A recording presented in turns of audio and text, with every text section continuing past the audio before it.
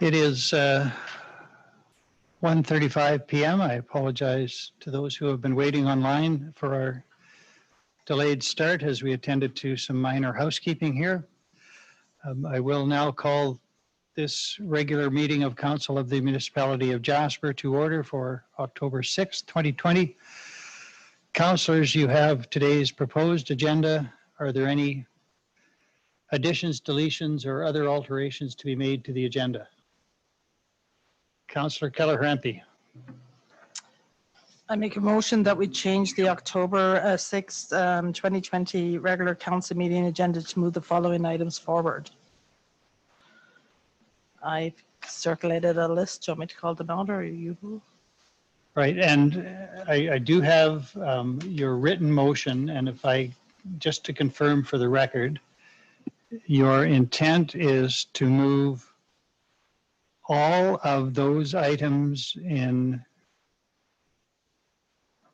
agenda item 9, request for decision, earlier in the agenda to be dealt with as number 8 on our agenda? Yeah, except for 9.7, that will move to 10.4 on the new agenda, in the motion.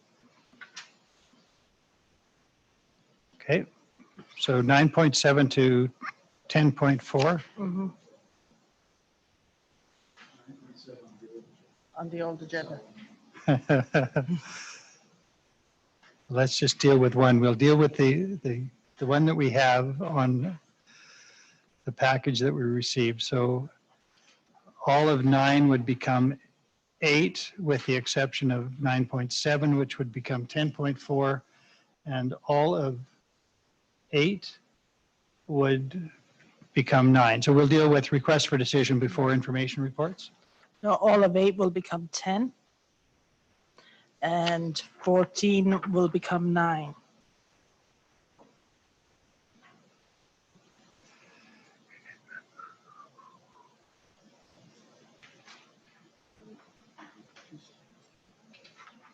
So the in-camera session will follow the new 8 as 9.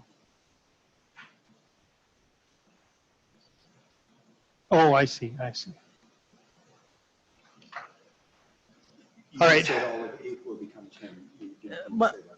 Well, on the agenda, number 8 is information reports. That will now be the new number 10. And the number 14 will become the new number 9. Yes. Just confuse And number 14 is the in-camera item or request. All right, and that is the extent of the motion? Yes. So I think I understand it then. So the motion is to reorganize the agenda to move agenda item 9.7 to become agenda item 10.4,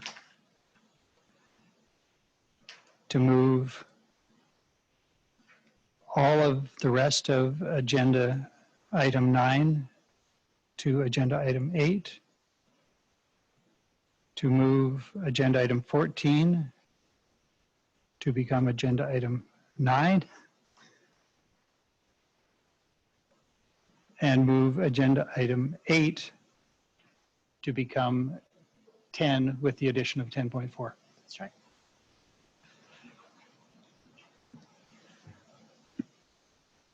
Everybody's clear? It only matters. All right, any discussion on that motion? Councillor Butler? Well, just before you call the question, Your Worship, I thought that for the benefit of any observers, that it might be helpful to just explain why we're reordering the agenda so much, which is unusual. People may well wonder, and it's strictly because we have limited time for this meeting. We have to finish this meeting by 4:45 because of other commitments, and so we've reordered the agenda to ensure that we deal early in the meeting with things that are the most time sensitive in case we find we can't get through the entire agenda and have to defer some items. And I mentioned that just in case there's people on Zoom watching and wondering why the heck is council mucking around with its own agenda here. Thank you. Yes. Thank you for that. It is not a common practice to reorder the agenda so much, but yes, there are time constraints in place today that are not always here. If there is nothing else, I'll call the question then with respect to the motion by Councillor Keller-Harempy. All in favor? There are none opposed, so that is carried. The minutes of the regular meeting of September 15th have been circulated. Are there any errors, omissions, or corrections required to be made to those minutes? If not, could I have a motion, please, to approve the minutes as circulated? Councillor Demota, thank you. All in favor? There are none opposed. That's carried. We have no presentations scheduled for today. Mr. Furcho, that holds true. That is still correct, and we don't want any more things on the agenda. Thanks. Agenda item 5. Is there any business arising from the minutes of September 15th?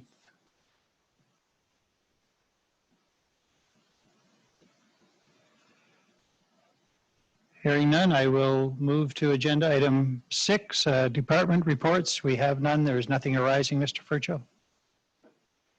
Nothing more than was on the agenda, Your Worship. Thank you. Agenda item 7, we have only a bylaw summary for information today. There are no bylaws to consider, which takes us then to requests for decision, which used to be number 9 and is now number 8. So request for decision, seasonal suspension of compost collection. And Mr. Furcho, through you to, I presume, Mr. Greathead? Yes, Your Worship, that's correct. John is standing by here. We'll just get him patched in. Go ahead, John, when you're ready.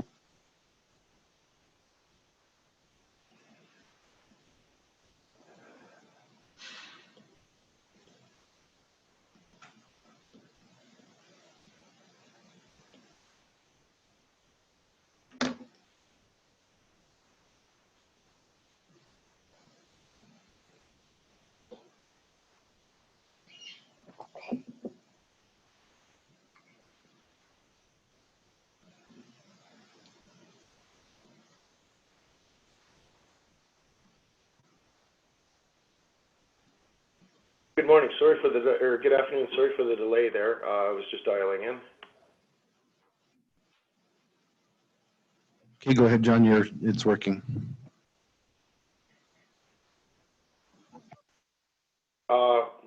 Yes, following the previous discussion we had on suspending the seasonal compost, there were some concerns that council had raised that I did put some legwork into to finding out about the recycling. My understanding is about 85% of Alberta communities do not actually run a compost program. Most municipalities do offer a leaf and yard waste cleanup service. Usually one day a week, they'll go ahead and pick that material up. But by and large, anyone with the seasonal composting programs, or with the composting program, does suspend it during the winter. So anytime after the Labor Day weekend, right through to Thanksgiving, is kind of the window when everyone winds those down. Some of the ideas that I thought were neat and may bring some, may have some merit, is the County of Grand Prairie has a program where they provide home-based composters and digesters at cost. So the municipality buys bulk, and then residents can compost if they choose at their own property. John, And, can I stop you for one sec, John? Can you speak Speak really close to the phone or speak up much louder, please.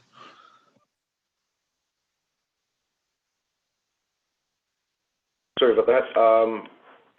One of the programs that I did think that would have merit, that maybe might be an item for discussion, is the County of Grand Prairie purchases home-sized composters and digesters, and they provide that to residents at cost, so the municipality can exercise some of its purchasing power to get a better deal.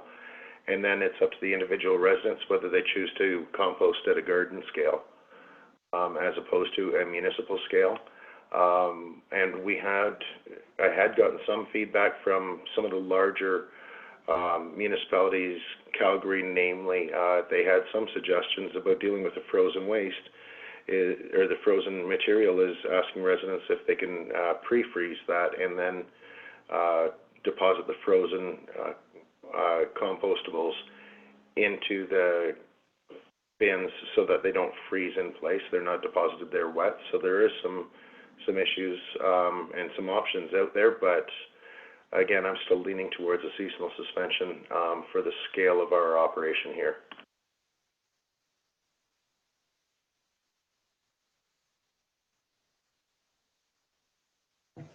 If that's your report, thank you, Mr. Greathead. Any questions from councillors?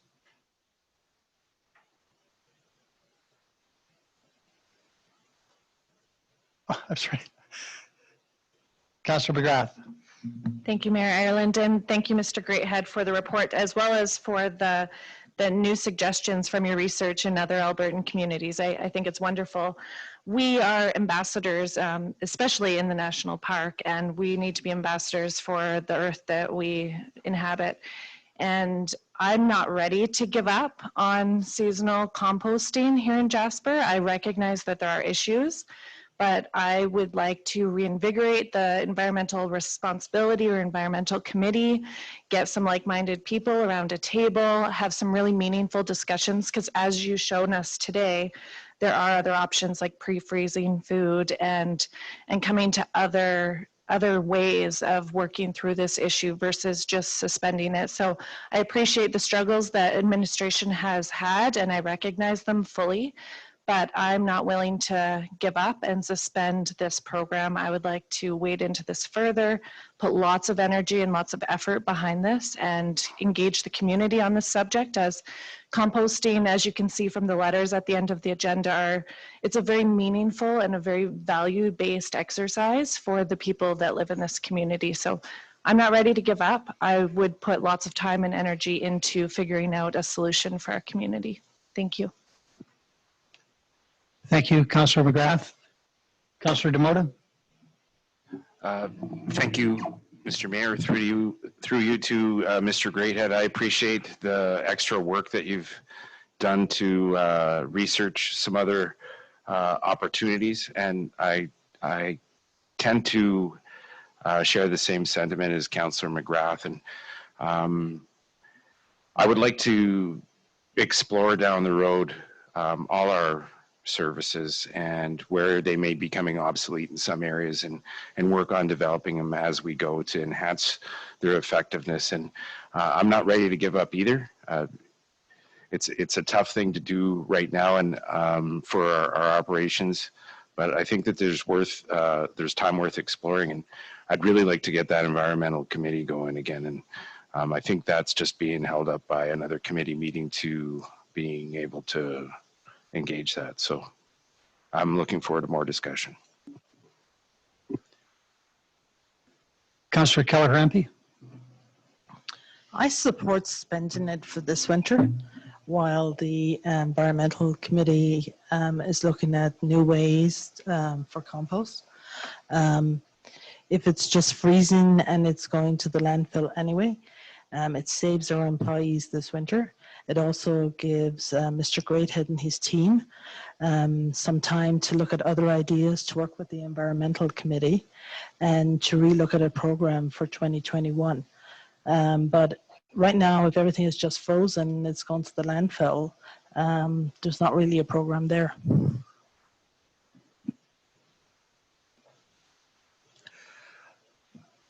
Councillor Wilson. I also support the suspension of composting seasonally.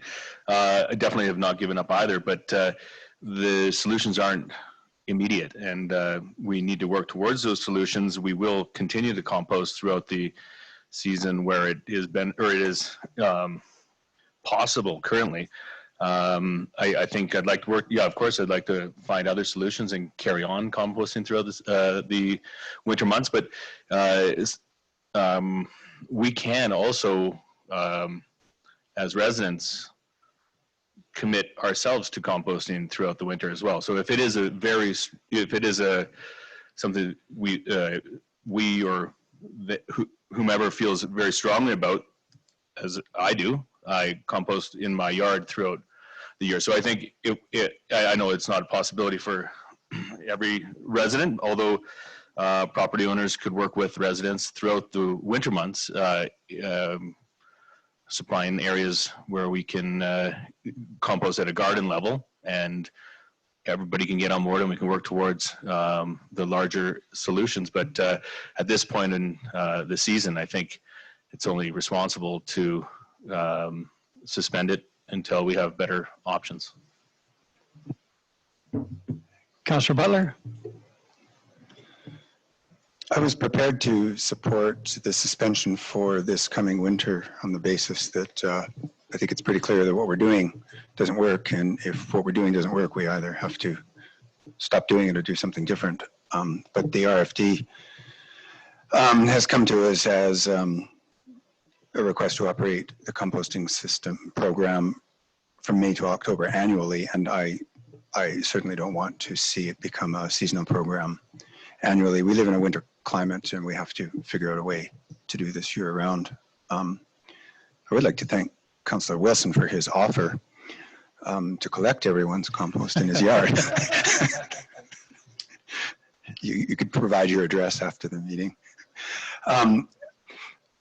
I think that even for the short term, there could be other solutions. I think that community members value the program and are prepared to put a little time and energy and work into it. And I think that perhaps something like even, I don't know, I'm thinking off the cuff, but a once weekly collection set up near the museum where people go for the recycling anyway could work. People could accumulate a little more compostable material than they are used to over, say, a week.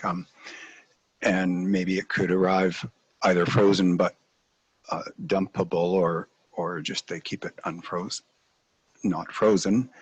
Something like that could get us through the winter, maybe, and I don't want to get too operational. But I would like to see this perhaps come back next week at Committee of the Whole with maybe a couple of options other than just stop doing it, because I don't think over the long term, a program that only operates half the year is what our community wants. So, thank you. Thank you, Councillor Butler. Councillor Demota. It's, while Councillor Butler was speaking, I had the thought of maybe moving this discussion to next week. If I think that'll be helpful. It does come to us as a request for decision, but it is also indicated potentially discussion October 13th and decision October 20th. And I certainly personally would like to investigate options to keep some form of the service alive year round. It concerns me that it is not just a diminishment of service that we're talking about. It is a retraction of a core value of this community, and that makes it different. And I would rather take the extra time now to see what can be salvaged for this winter. And I did reach out to Banff today to find out what they're doing. They have fewer recycling opportunities, and they're spaced further, so people might have to walk 2 blocks to compost, whereas we have about, I think, 40 bins, so approximately 1 every block. But they have something equivalent to our large garbage bins that are all mechanically operated by the hydraulic arms of a truck, and so nobody gets injured trying to lift them. I wonder whether, and I don't pretend to have any operational expertise, but I wonder whether our staff can investigate whether existing garbage cans can be used for composting. Do we need as many during the winter as we have now? I know that they are, at least on the surface, divided into 2 trap doors, one large one, one smaller one. Are they divided inside? Could we make one side convertible to compost only? I mean, I would just like to know options that might be available before we say that we cannot offer the service for the winter. It just seems to me to strike at a very core value for this community, and that's different than simply a service level. So I'd certainly support having this back on the agenda next week and again on the 20th. Councillor Wilson? Well, thank you for that, Mayor Ireland. As you said, it is a core value, and that means that we have to see it to the end, in which currently we don't. We collect compost. We think it's going to a great place. We think it's composting and producing a really good product. It's not. We don't have control over it, and we don't have control over the final product, and that's what we need to do. So it's a larger rework of the whole system. Right now we're staring at winter, and I think we should at least solve the short-term problem that operations is having, and work on a larger scale rework of the whole compost system, not just collection of it. So I think I would support that, but I would also support more conversation in weeks to come.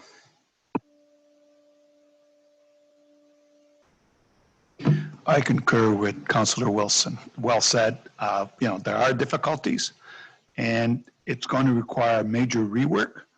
And in the short term, I think it's best for the safety of our employees to suspend it for the winter. Councillor Demota? Thank you, Mr. Mayor. This question is for Mr. Furcho. I just need some assistance, some administrative assistance, and through you to Mr. Furcho. Sorry.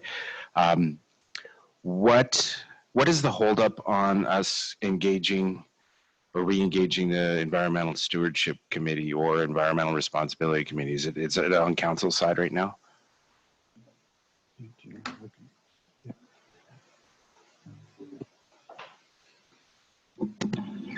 Sorry, Ms. Nadone, that's probably a better question for you. I apologize. No, no problem. Thank you. Councillor Demota, Your Worship, through to Councillor Demota. The last conversations we had with council around boards and committees were a bit more general, and we were looking at the list of committees, and we sort of started that process but never really completed it, is my recollection. And that was all early in 2020, right before the pandemic, and things sort of got derailed from there. I would suggest derail might be an exaggeration, just left behind. But what is happening soon is organizational meeting. So the topic of boards and committees is very relevant again. Last time we did try to look a bit more broadly at the model for boards and committees and how council wanted to engage, and we had discussed different formats. If there's a desire from council to move quicker or more swiftly on one specific item, what's needed is terms of reference for that committee and ultimately an update of the bylaw, but those are all things that could be accomplished in somewhat short order. And so determining what the goals of this environmental committee would be, or how council wants to go about defining it. Do you want to work with a group in order to define it, or do you want council to be more in charge of setting those parameters and what types of input, or in which areas you'd be looking for? So certainly we could revisit the environmental committee specifically if that's an interest of council, and work on those terms of reference and make it happen essentially. And or this raises the question of bringing back the entire list of committees, but that is bound to be a longer process and may not yield the outcomes you're looking for. Thank you. It's my inkling, and that next Tuesday is going to be committee of the whole day. So I would like to have this as discussion. I don't want to direct staff to set anything up, but just to expedite our conversation. I think even the microphone thinks I talk too much. I think it might be worthwhile just discussing what process we want to go through to get that established again. So if we can take a note to add that to the agenda for next week, if that's the will of council, I'd appreciate that. Is council content to have this come back? It's, as I said earlier, it was in any event scheduled for decision on October 20th, so we're still within that time frame. But Your Worship, if I may, it just might be timely. Like, we've been preparing the materials for the organizational meeting. So rather than just present them at the organizational meeting, we were intending to have some conversation with council prior to it. So it might be just works out that this came up, so we can say, what we'll do is the stuff that there's the agenda for council for all of next year. There's the organization, the committee's schedule. There's all of those things. We can bring them next week and have a discussion at committee of the whole with them, and then it's prepared and discussed with council prior to the organizational meeting rather than dealing with it all there. So that works out. perfect. Thank you very much, Mr. Virchow. If I might then, that will come back so we can move to the next agenda item, which is now 8.2, request for decision regarding the temporary sidewalk seating extension. And is Mr. Jones, through you, leading that, Mr. Virchow? That's correct. We have our manager of licensing and bylaw here standing by. So whenever you can patch through, Neil, go ahead.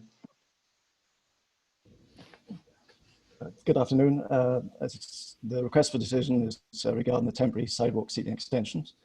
There are two recommendations: that council waive the 2-week notice period to make a decision on extending the date for the temporary sidewalk seating extension pilot program, and that council consider extending the temporary sidewalk seating extension pilot program end date of October 16, 2020 to a date to be decided. There are two options. You can either direct administration to extend the end date, or you can deny the request, or two possible options, I should say. As you can see from the report, there was a motion on June the 2nd, which directed administration to deal with the Broadwalk program, and had agreed an end date of October 16th, 2020. A little bit of background: to facilitate the COVID-19 pandemic mitigation social distancing regulations, the commercial use of public space sidewalk seating program was temporarily amended to allow the businesses to extend their premises by using the parking lane in front of their property for sidewalk seating or retail displays. At an end date of October 16th, 2020 was implemented for the pilot program. This would allow municipal operations department to prepare for the autumn winter season, as well as ensuring that there would be no issues with removing sidewalk seating areas from the parking lanes. For example, ice buildup around the concrete jersey barriers prevented their removal or causing damage to the road surfaces when being removed. There are currently 7 food and beverages businesses that have been issued a temporary sidewalk seating extension permit, and there has been no major issues encountered by law enforcement service when dealing with these permit holders. I'm open to questions. Thank you, Mr. Jones. I see hands up, but for efficiency, might we deal first with the waiver question before we get into the merits? I mean, because if we don't deal with waiver, we can't get into the merits. Councillor McGrath? I can make that motion. Okay. So there is a motion from Councillor McGrath that council waive the 2-week notice period to make a decision on extending the end date for the temporary sidewalk seating extension pilot program at this meeting. Any discussion required on that? Councillor Butler? Thank you. Only that there is no waiver necessary if there is no motion to extend. And my question was going to be, and the reason I kind of wanted to query that to Mr. Jones, first of all, is has he had requests to extend this? So myself, I'm a little unclear on the recommendation where there is no actual recommendation that we do this or not. That's fine. But I'm a little unclear on, in a sense, why the question is before us. If a councillor wants to make a motion that we extend it, then clearly we need a waiver. Otherwise, no waiver is necessary. So that would be my question prior to considering a waiver. Is there in fact going to be a motion to extend? Thank you. Councillor McGrath? The reason why I made the motion to waive notice was to get into the discussion of the topic. And I felt like that was the only way to get into the discussion of the topic. So I was ready to put that motion forward. Yeah. And I agree with that. But in any event, there is a question out that pertains to that motion in any event.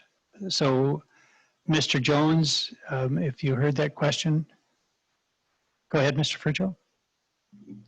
Your worship, the original intent of the program when we did come forward was for the use of that program through the summer months, and then to be able to remove that material.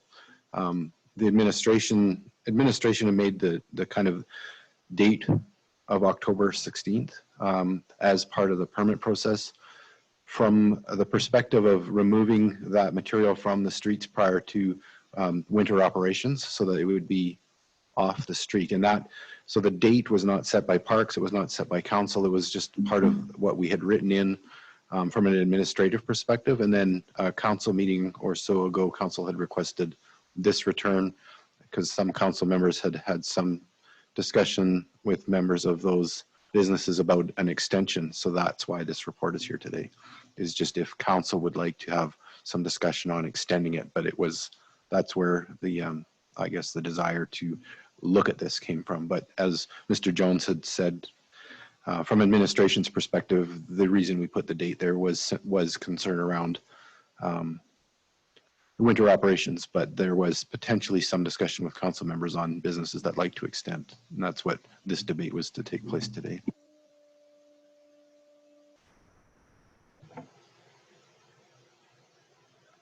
I am prepared to accede to almost any request to move the matter along.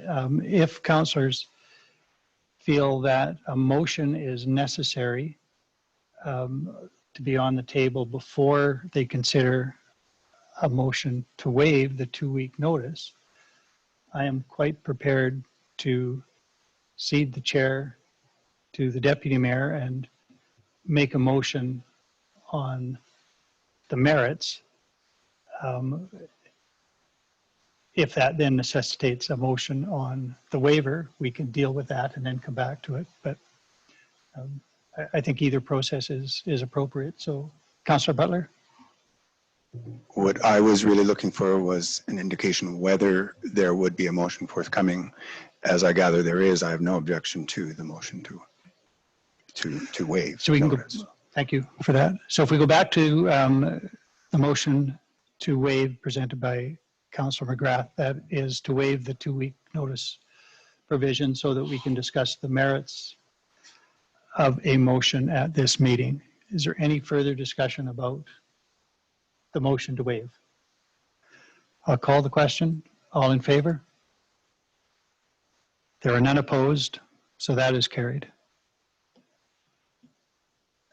And then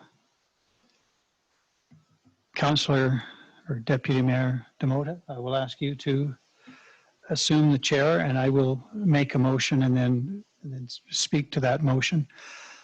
And I think that this is, in fact, a bit of a third option rather than one of the two presented by administration. My motion is that Council extend the temporary sidewalk seating extension pilot program end date of October 16th, 2020 on a week-to-week basis, subject to 7 days notice of termination provided to permit holders by the CAO, interim CAO, or designate based on the operational needs of the municipality of Jasper.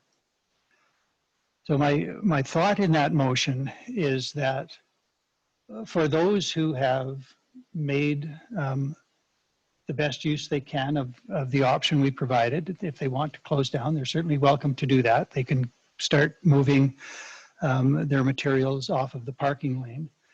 But until we actually require that parking lane for municipal purposes, for snow clearing or otherwise, it seems to me the longer the season goes, the less intrusive it is to anybody else. There are fewer vehicles to park in any event. But if there is a business out there that perceives that it can still be a benefit to have the opportunity to use that space, then I'm fully supportive of allowing that to happen, but subject to the fact that we have to be prepared for our own operational needs.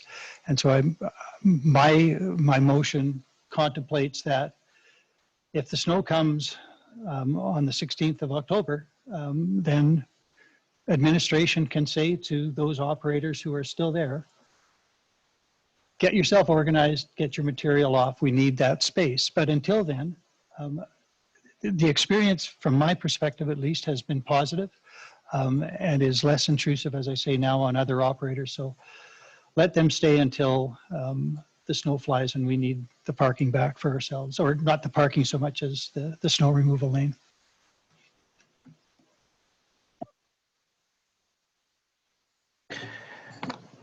Thank you for that, Mr. Mayor. Councillor McGrath. Thank you, Deputy Mayor Demota. I fully agree with the motion put forward, Mayor Ireland, and thank you for that. I would also like to see this in administration's control to assess whether there's a desire and a demand and leave it within administration's capabilities for this next few months. Thank you. Go ahead, Councillor Wilson. Well, thank you for that, Mayor Ireland. And my question was, I guess, directly to you. So did you say 4 days or a week? So if it snows on the 16th, they have a week to move their, I would tighten up that timeline a little bit, I would think, because, but I do, for the most part, support.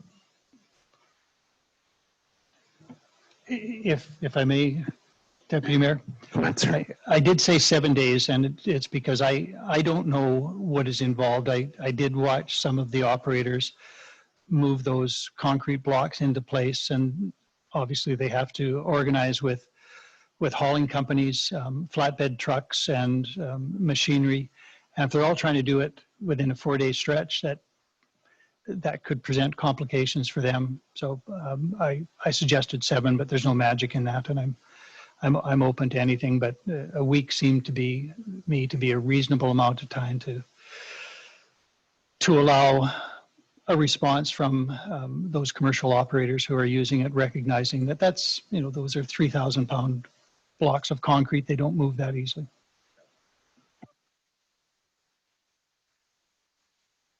Does anybody else have something to contribute? Councillor Journal.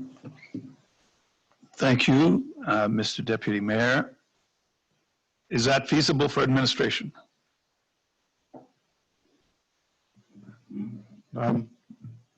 Just, Mr. Jones, I think given your experience with the operators, what's your sense of being able to communicate with them on a change within 7 days and their ability to respond?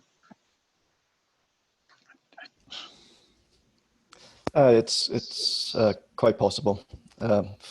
It's knock on the door and ask him to move it at the very least. So it's not an issue for me.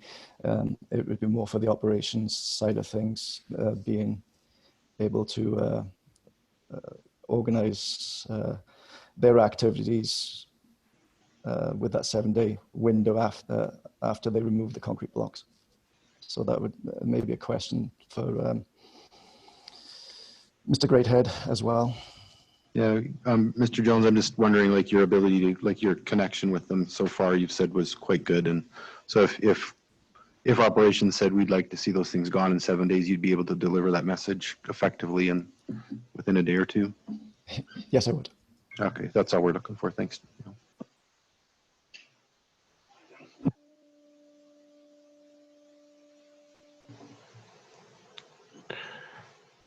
Councillor Butler. Thank you, Deputy Mayor. I believe it's implicit in the intent of the motion, but I just wanted to confirm that the removal, when that is requested, would be a result of clearly the need to have space for snow clearing and not based on the demand or desires of those who are using. If we decide we need the space back, we need the space back. And then the second piece of that would be that it would be an all or nothing change. It wouldn't be a situation where some of those who are using the parking space now would be asked to move, but others would be able to stay because perhaps they're in a less intrusive place or something. To be fair, I think it would have to be everyone. I just wanted to confirm that that is our intent here.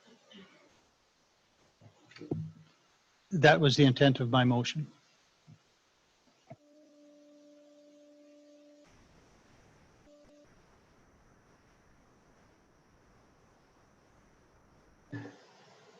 No, I'm willing to contribute if everyone else is okay with thoughts.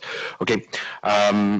You know, just in talking with some people in the community that are operating, some would like to entertain it and some others wouldn't.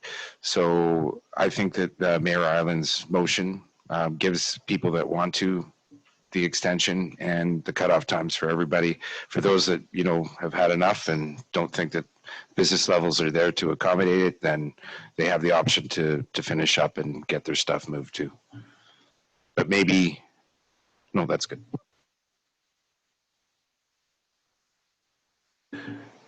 So we have a motion on the table.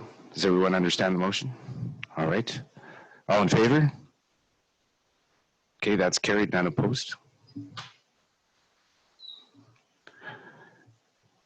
Hand the chair back to you. Not that I have to. Thank you. Thank you, Deputy Mayor Demota. I'm glad that you took the opportunity to recognize yourself. Allow yourself to get the last word in. Agenda item now 8.3, a request for decision on the 2020 Housing Capital Edition. Mr. Furcho, through you to Mrs. Malinchuk, I presume?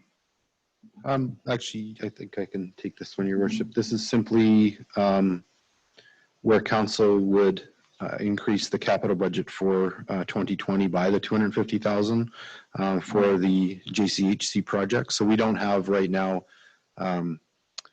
we've got work for the funding that we have available under the Housing Corporation project that will take us up to near the end of the funding that we have allocated.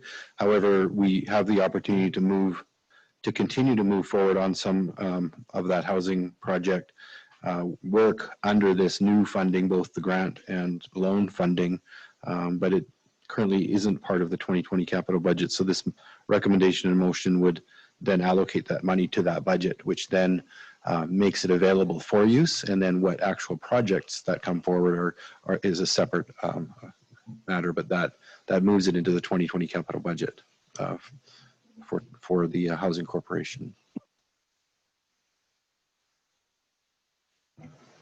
Thank you. Any questions?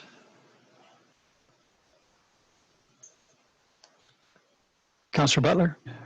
Not a question, but I just like, and again, this is more for anyone that's observing, to be clear, what all this really does is allocates money that we have received through a grant and a loan, enabling us to begin to use that money in 2020. Otherwise, we would have to wait and probably add it into the 2021 budget. On the other hand, what it doesn't mean is that all of that money would be expended in 2020. As with all capital projects, what is unspent would be rolled over and council would see that happen. So I think it's an obvious thing to do.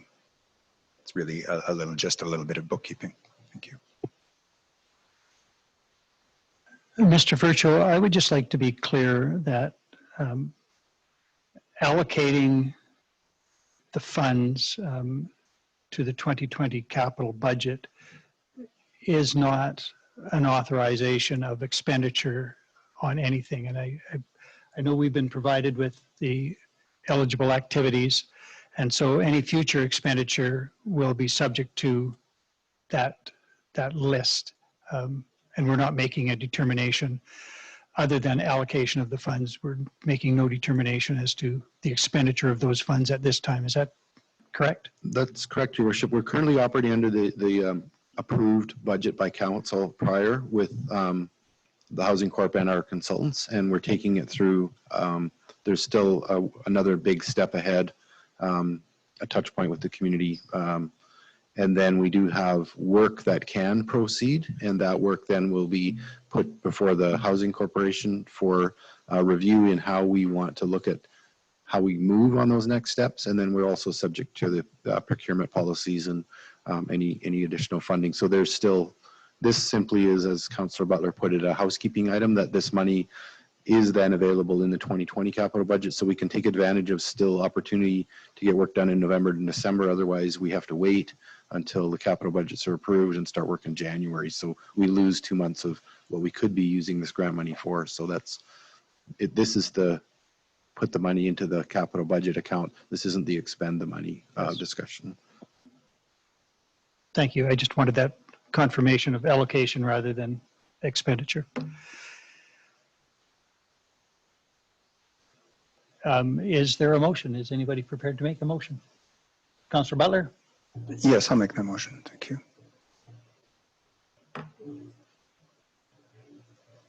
And I think that motion would be in the form of the recommendation. I didn't see a motions list attached.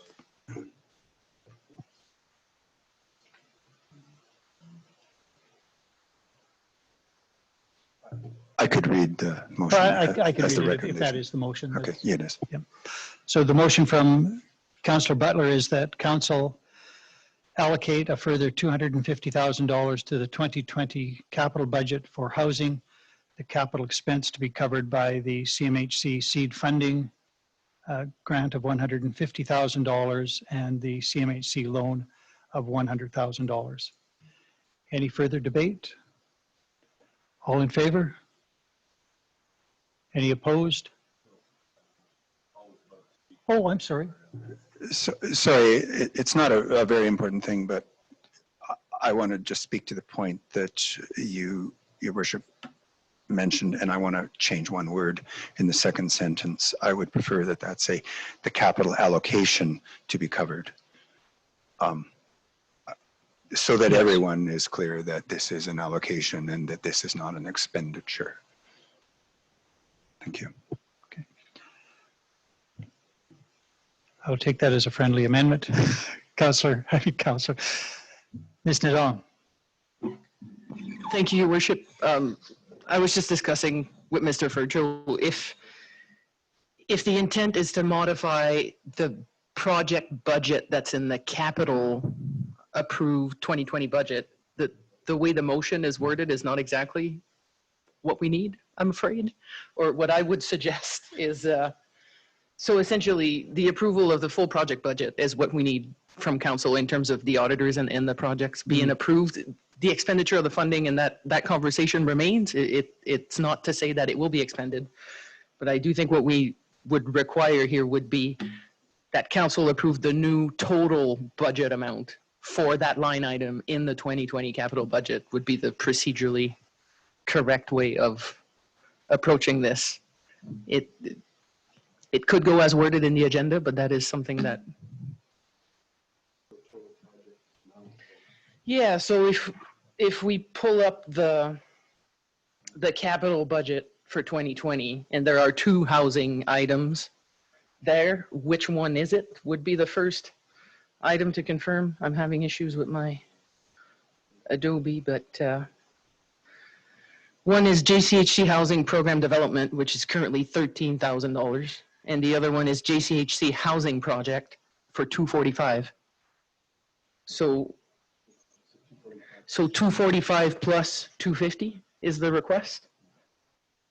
So the motion should then be that council approve a project budget of 495, is that right? For the JCHC housing project in the 2020 capital budget would be the procedurally correct way to word this motion?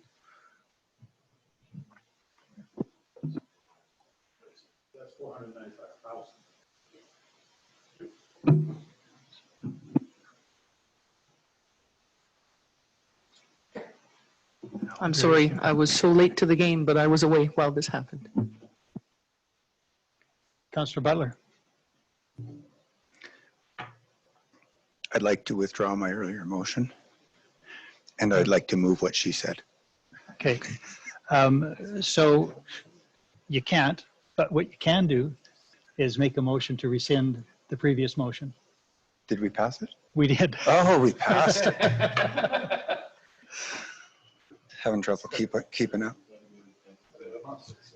Yeah, we'll get there. I Just move we rescind the earlier motion. Okay.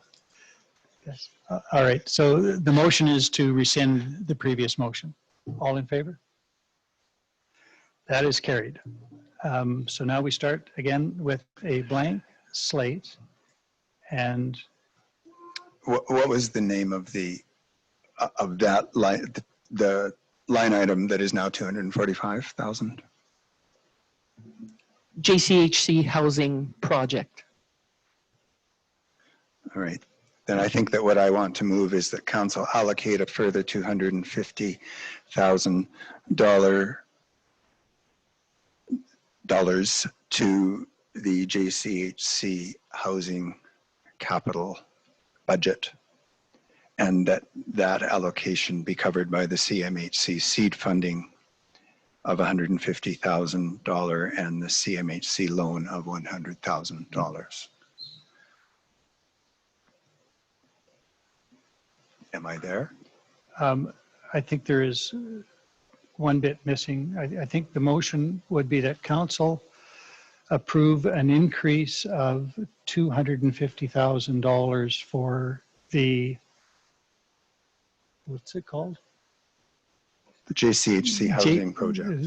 JCH housing project for a total capital amount of $495,000, with the additional funds to come from the CMHC seed funding allocation of $150,000 and the CMHC loan of $100,000, so that we have both the increase of $250,000 and the total capital amount of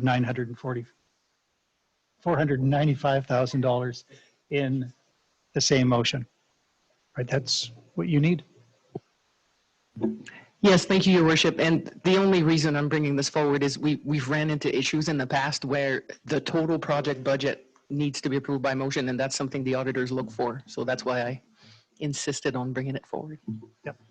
So the motion is from Councillor Butler to increase by $250,000 to a total budget amount of $495,000.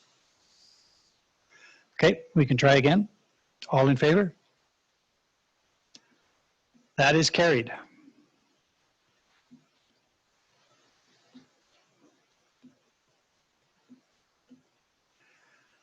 That takes us to agenda item 8.4. Here, actually, I guess, by way of notice, for decision on October 20th. And Mr. Virtue, are you leading this? Your Worship, we have the Director of Culture and Rec standing by here. So Yvonne, if you're patched through, go ahead. Thank you, Mayor and Council. This request for decision is for the reopening of the arena. The recommendation is that Council approve an additional net deficit of $34,000 to reopen the arena starting December 1st, 2020 or earlier, pending construction, staff availability, and training. Hours of operation are estimated to be 3:30 till 11 p.m. Monday to Friday, and 8 a.m. to 11 p.m. on weekends, subject to change. Options are to deny the request to reopen the facility in 2020. The COVID relaunch strategy and framework, the provincial Relaunch plan was announced on June 9th for recreation facilities, including pools, arenas, fitness centers, and community halls. They were all permitted to reopen in stage 2, subject to provincial and health sanitation guidelines.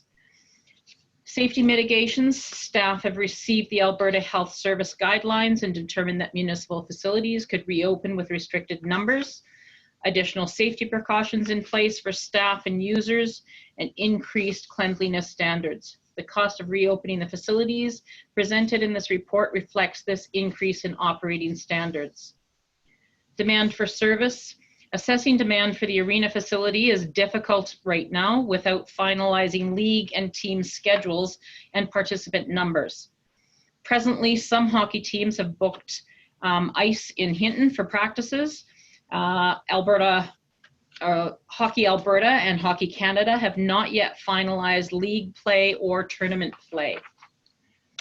So some background on this request. This request for decision comes before Council with a focus on municipal relaunch strategy and framework to resume services during COVID pandemic.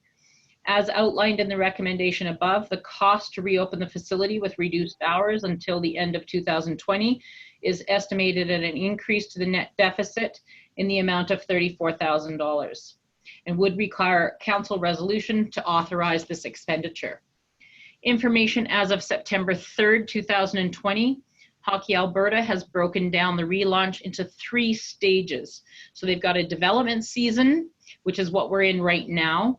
We have the modified competition season and then a regular season. We are currently in the development season. The development season stage will not allow for tournament or league play at this time. Teams can hold tryouts, practices using their cohorts, or physical distancing, and have games within the cohort only. Hockey cohorts are based on Government of Alberta relaunch strategy, which identifies types of cohort and the guidelines for them. They recommend that physical distancing be used as much as possible, even within the cohort. The maximum number of individuals that can form a cohort presently is 50 people.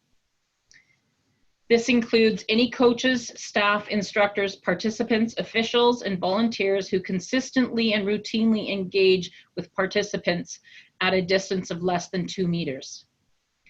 Anyone else that interacts with the participants in a cohort at a distance of 2 meters or more are not included in the cohort, but will be required to wear masks and practice proper hand hygiene if it becomes necessary or temporary to interact with the cohorting participants at a distance of less than 2 meters. If an individual or team wishes to change or rearrange a cohort, they must wait 14 days before resuming play.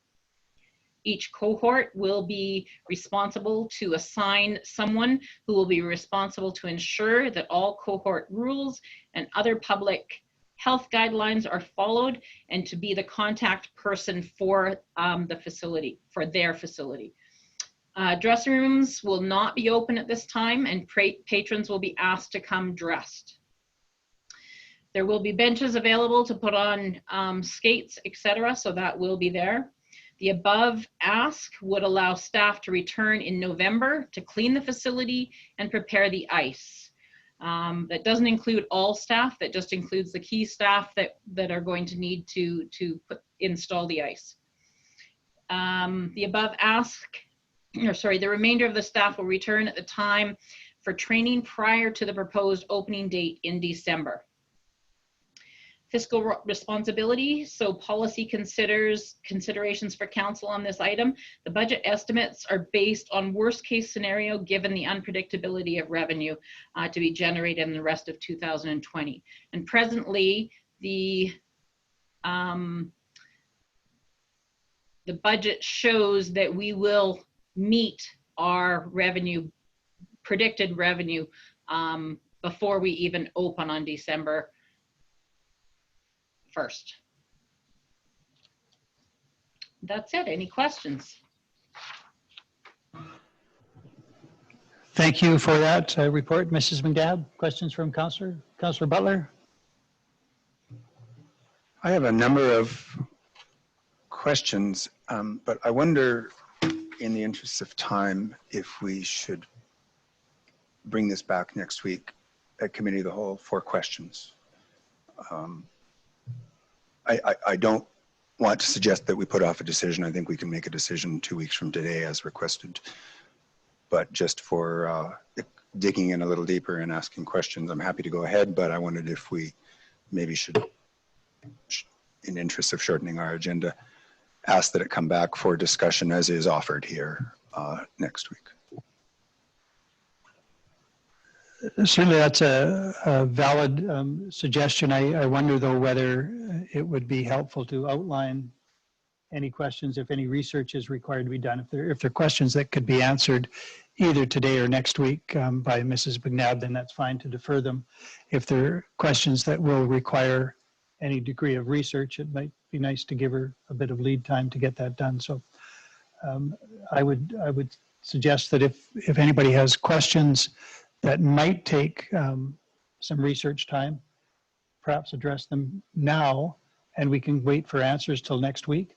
But otherwise, if there are questions that can probably be answered spontaneously, then we can leave it all until next week.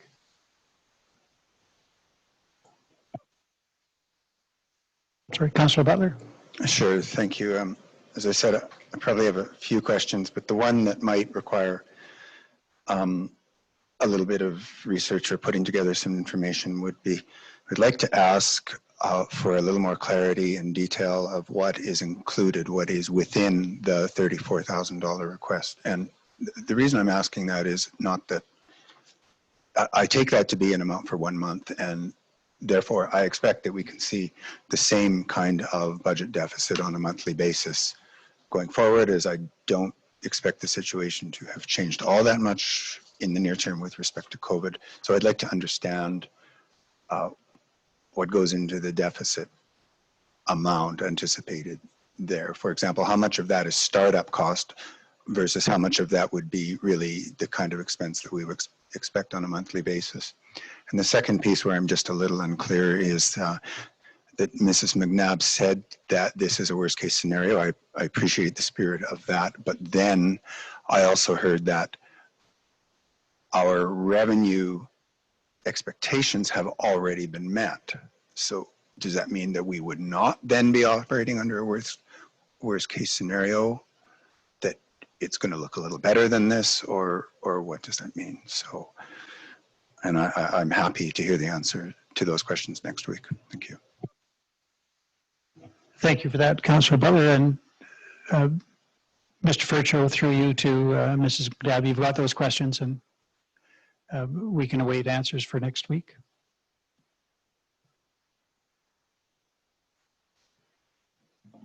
Your Worship, we have the questions. It's no problem. Thanks.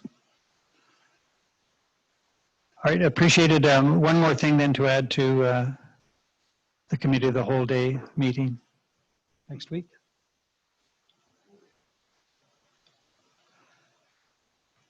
That then allows us to move to agenda item 9.5, 8.5 now, in-town paid parking, which has been discussed July 14th, September 22nd, and is here as a request for direction today. Councillor Keller-Hempy. We moved that, Mayor Ireland. We moved, and then we moved down to 8.7, and then we moved it now to 10.4.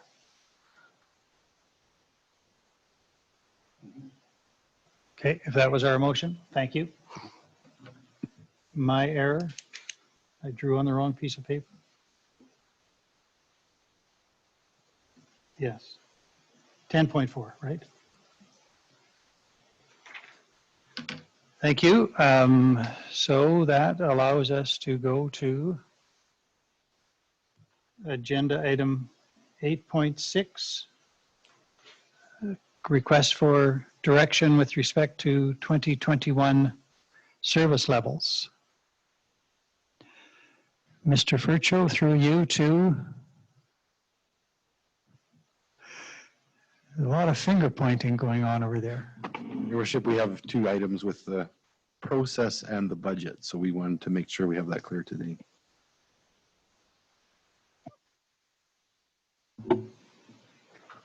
If I may, Your Worship, I will start with this one.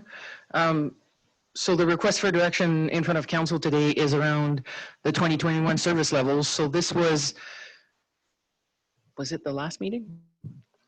Following the last meeting where administration and council had a discussion around the timeline for budget approvals and setting an amount or a percentage or discussing the dollars. And there was, I included it in the report, it's right here.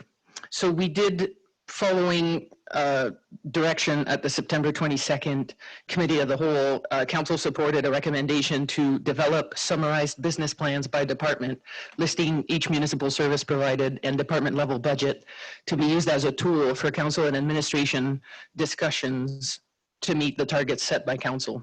So we've extracted that item from the next request for decision that is coming around timelines and amounts. So this is our first try at trying to document what our service levels may look like. I would say at this point, it's more of a service list. And just putting ourselves through that exercise internally was quite enlightening. It forced me anyway to look at the budget in a way that I never really had considered before. And the challenge being that matching those service levels with existing budget line items being the crux of this exercise, because it needs to work with our current budget format in order to narrow down on specific areas that council might want to discuss further as part of the budget discussions. So the attached document is very much a draft and is presented to council for input. One of the main observations that I outlined in the report already is that the categories such as facilities, general expenses, supplies, those are the items that we need to keep our services, our infrastructure, and our staff going. And those, a lot of those expenses, not all of them, but most of them are there, sort of regardless of the services we provide, unless there is a substantial decrease or reorganization where we move away from entire lines, not just lines of service, but I would argue almost departmental business altogether. And then, so the items that you see in the attached table is the document I'm looking at.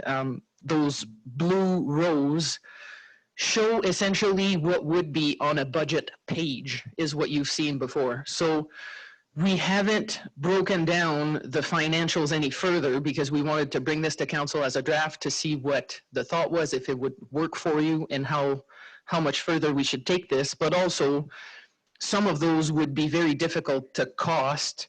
So for example, what is the cost of, I'm just trying to find a service that is a good example of event coordination and logistics in the Culture and Rec department. Our directors and managers could probably give you a pretty good ballpark of what amount of dollars go towards that service on an annual basis. And that's the kind of information we can delve in further once council has identified which areas they would like to discuss further. But some of those are pretty hard to pick apart and put a number to it. So we're not suggesting that we can provide that in the future. We can certainly endeavor to provide more information and develop a format that would meet council's information needs. So the request for direction in front of council today is to provide us feedback on the format and the content of the tables presented. Is that along the lines of what you were thinking? And if not, what would be?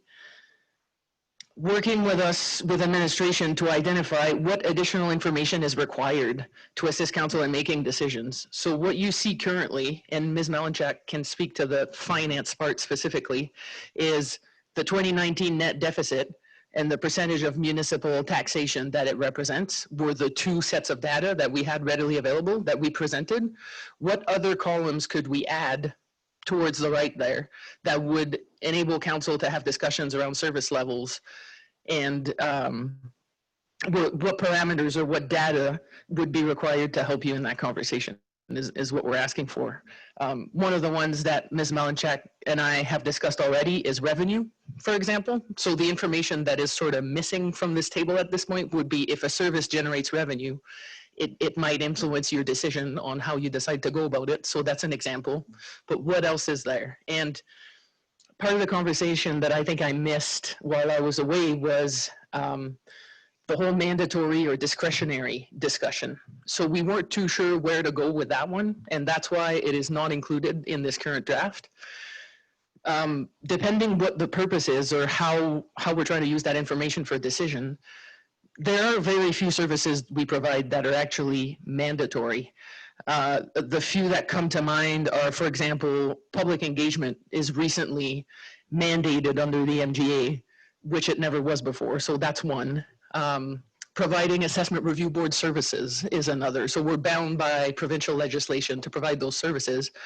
But if you look at it with a different lens, even providing water services for the community, for example, is not mandatory. There are lots of counties out there that have their residents on wells, and therefore water, once you do decide to engage in that service provision, there is legislation attached to it. And that's the case for several areas where we do business. But the service itself is not mandatory. So that's the types of items we were going back and forth with administratively and thought, well, that's a great question for council. How will it help you focus in on areas that you would like more information, more detail to increase or decrease the budget? So that's the input we're looking for from you today. And again, that's my third bullet in the recommendation is that I think the outcome here is to provide areas of focus based on a list of services, and then we can delve deeper into the type of information that council will be looking for. So I hope this makes sense. It's our first draft. We are soliciting input, and hopefully this is the beginning of something that allows the budget process to unfold along the lines of what we discussed last week, and that works for both council and administration.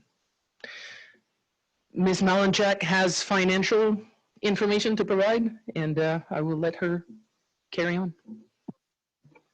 Thank you, Ms. Adele.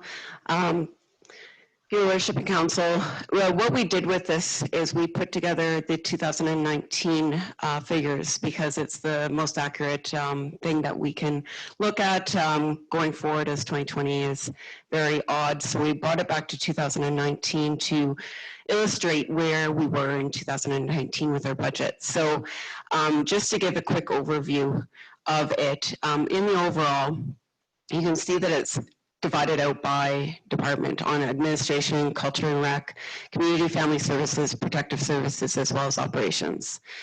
There are our expenses to provide the level of service that we are currently providing. If you then take away the amount that we are receiving as revenue, this could be either user fees or grants that are received. Then that leaves the amount owing, which is then covered by the taxation dollars. I've broken it down then on what percentage of the taxation dollars it would be for each department. And I've also put out the utility user paid fees under that as well.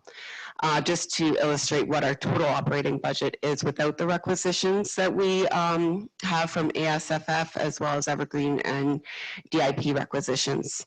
So just looking at the areas of taxation, so without the utilities, without the requisitions, our expenses are $15,675,000.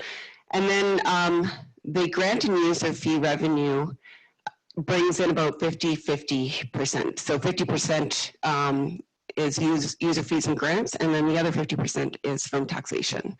So that's the breakdown. You can see it's at 7.6 million for the grant and user fees, and then under taxation for 2019 we had 7.9, so very close. When you add in the user fees for utilities, it then becomes where the total operating budget is actually 60% user fee covered and 40% taxes. I started in on this project, and Ms. Liddell came back and offered her assistance with this, and I was very happy to take that on from her. And so I started on with just the numbers. Obviously, that's where my focus is, and then also bringing in information that we had provided in the business plan, but in a more summarized version. And then she got into more of breaking it down into the service levels when it comes down to more on the expenses side that she had alluded to. So at the moment, we're commenting on what the net deficit was for each sub area of each department, so that you can see how much of the percentage of the tax dollars goes towards that area. So for instance, right off the bat, the first one under finance and administration is legislative. So we broke it down into personnel and service, and then you can see that it goes along, and some might have more where it's just personnel then service, and then there might be supplies or transfers internally as well. So that was kind of listed off. Now, what we did is just provided that net deficit number. So it's showing what percentage of the tax dollars is covering that area. The revenue and the expense is not necessarily listed in this document because it was discussed prior to this meeting that council wanted to look at the service levels and then have administration dive deeper into certain areas to provide more information if required.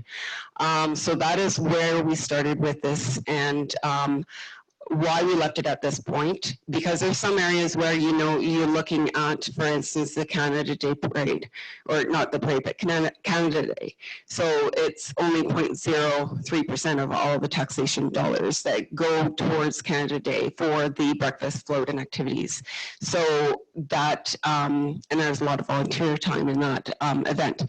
So that being said, it might not be something that council would like to delve into further, but there might be other areas that might be an area of concern or thought process where council might want to have more information. So we left it at that, and that's where we're coming to this meeting and asking for more information that we need to, or what you would need to make the proper decisions going forward on the service levels.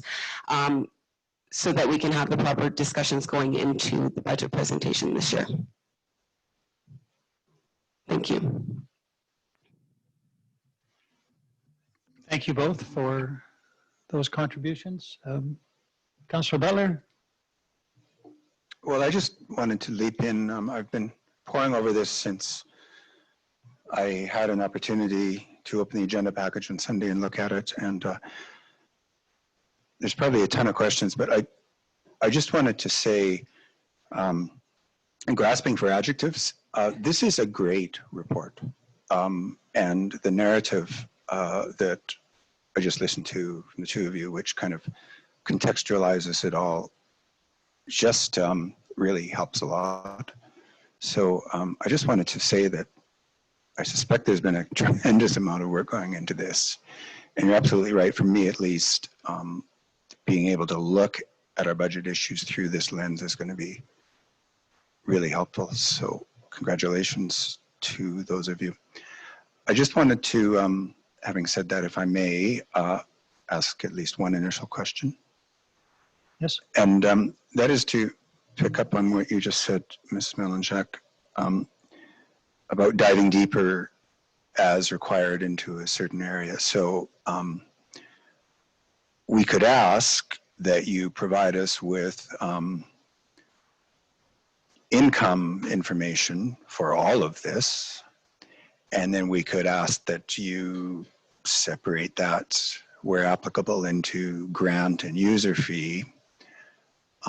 But you're quite right that I'm sure there are all of sorts of areas where it just wouldn't really be helpful and would be a tremendous amount of work. So what you're suggesting is, on a section by section basis, for example, if I looked at cemeteries and crematoria, which is the plural of crematorium, which makes me wonder how many we have. But I assume there are some fees there.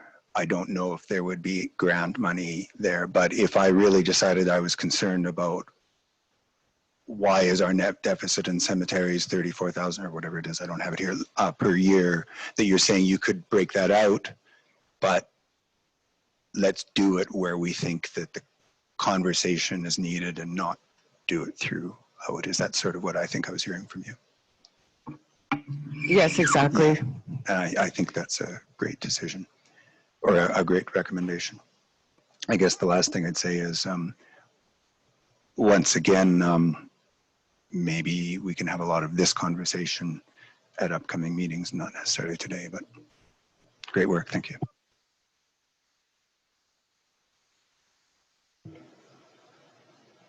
Any other comments?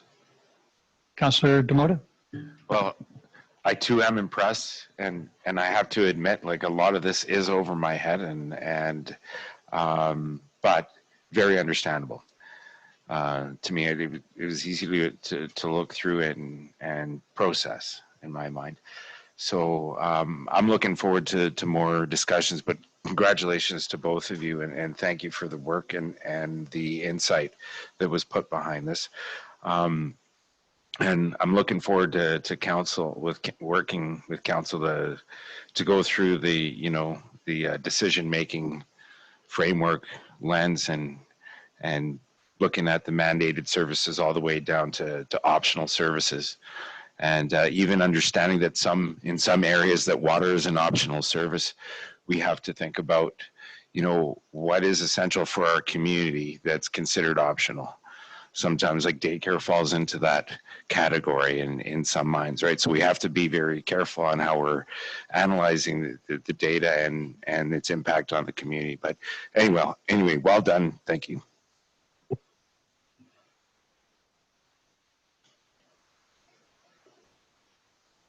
I presume that you're not about to slap your forehead there, Councillor Butler. You have a question?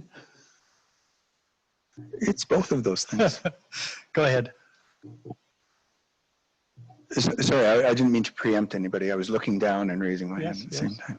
All right, so my question is, and please, Your Worship, if you feel that we should carry this conversation on due to time constraints at committee of the whole day, then I'm happy to do that. But my immediate question is, so these are all operational expenses, and they totaled up, if I understand, approximate the 2019 tax allocation. But I also understand that part of the 2019 tax allocation, and indeed of any given year, includes allocation from the current year tax envelope into capital projects.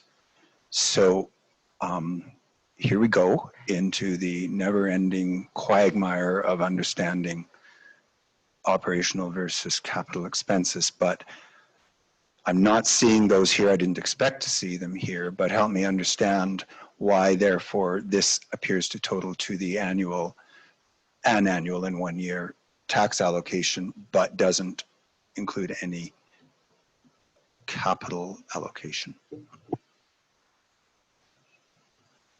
Mr. Malinchuk? Your Worship, through to Councillor Butler.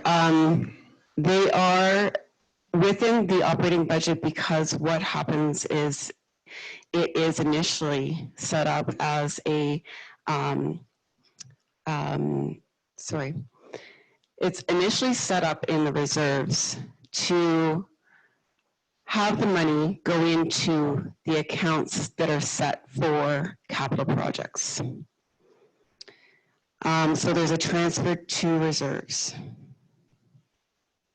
That money then gets put over to the reserve accounts, and then there's a transfer from reserves to offset the capital purchases. So it's a wash in that sense, except for there is the contribution that goes towards the capital project that accumulates. So there is, every year I show how much is going into those reserve accounts and how much is coming out.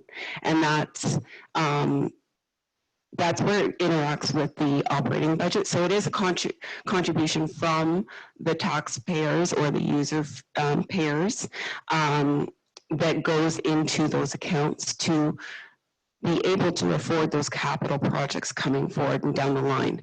So those are kind of saving accounts for those objects or assets coming down the line. I'm not sure if I completely explained everything, but they can be separated out to see more detail as well. And that is always provided in my restricted account report that I give to council once a year. Go ahead, Councillor Butler. Thank you. So I think I understand, and I'll ask, and am I right about this question to confirm that? But for example, I'm looking at the arena item. Pages aren't numbered here, sorry, but I see a net deficit of $260,800 allocated to arena. So what I'm understanding from you is that some portion of that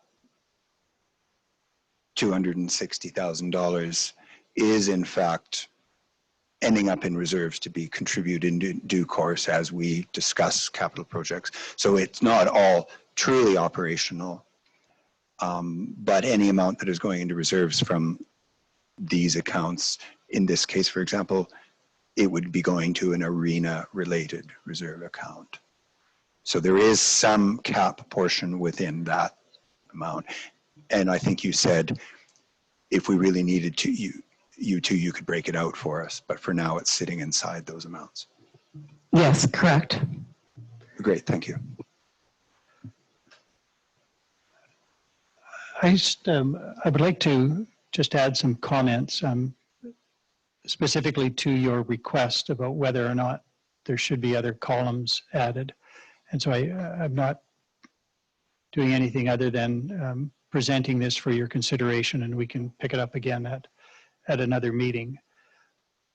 For my own purposes, I would like to see a column that indicates the expense as a percentage of budget, not just a percentage of the tax requisition, because they are different, and we have a challenge already with understanding ourselves and perhaps having the community understand the difference. So when we increase the budget, that doesn't mean a tax increase necessarily. And so a column that identifies percentage of budget to me would be beneficial.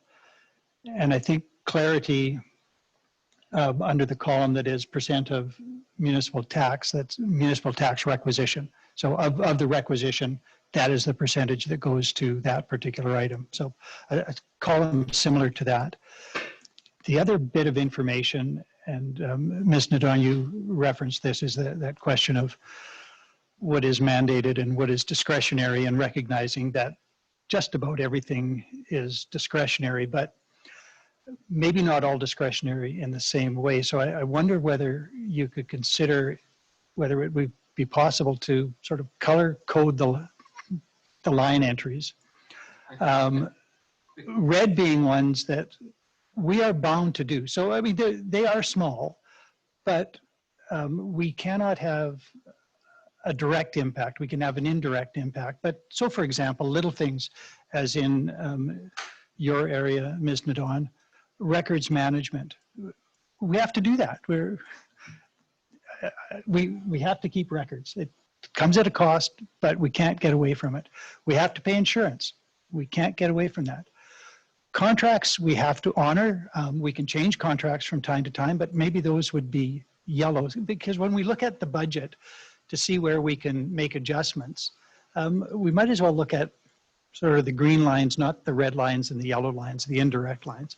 Now, I'm anticipating that there wouldn't be very many that are red or yellow. Just about everything is discretionary, but it gives the public a sense too of where we can make cuts. So we can't just look at things and say it's all up for for discussion, when in fact we are locked into contracts, we're locked into interest in some cases. So some sort of indication of where we are locked in, either by legislation or contract or otherwise, I think would be somewhat useful. Again, not indicating that much of it will be mandatory expenditures, but some of it will be. Those other than that, I think it's a great document, and I really appreciate the effort that has been put into it, and I think it will be of great assistance to council as we move forward. So thank you. Councillor Demota. Well, I just wanted to say that was my first train of thought when I was talking about the decision-making framework that based around what you presented to council prior to our budget adjustments in the spring. So I was really excited to look at it through that lens. So when I downloaded the agenda for today, I was thinking like, oh, wouldn't it be great to color code those mandated services in red and then just work on the things that we can manipulate or have the desire to. So I like your train of thought. I don't know how that is going to work administratively, but I saw the expression. Thank you. Mr. Don. Thank you, Your Worship. Where my comment sits is probably somewhere between what you've just mentioned and Deputy Mayor Demota's initial comments. And the lens that we really tried to apply here is objectivity. So providing information that is a service name and is a number and is factual, and there is no sort of interpretation of service value, for example, would be a very interesting conversation for someone to have, but those people are probably not administrators. Even the word essential becomes a bit problematic to look at, and well, by which criteria or under which authority, and I can certainly accept the challenge to go through the exercise of trying to determine which ones are we bound to by legislation or by contract, but staying away from that value of service definition is pretty deliberate at this point from administration, and letting that conversation happen organically with council is sort of what I was personally hoping would happen, and we're probably not there yet, but as you progress through the discussions around service levels, they are tough decisions to make, and what are the services that are important for this community that, you know, I feel like that's not an administrative question, that is a council question. And adding a column or color coding or whatever the format ends up looking like, I'm sure we'll figure that out, but that is, I mean, it was a big task to come up with the list, and I must also, I'll take this opportunity to thank Lisa Riddell and Kathleen Waxer for numerous phone conversations over the last week and trying to get a logic model sorted and naming the categories and providing some consistency from department to department is something that was difficult to achieve. So those two staff members were very helpful in that process. And I feel like going through what is mandatory and what we're bound to by contract and things like that is going to be another big step in developing this document so it can be useful to council. I will endeavor to get started before committee next week, but I'm looking forward to more discussion as well. So mandatory, discretionary, essential, value of the service, those are all sort of types of information or categories or things we could present, but good food for thought for councillors at this point.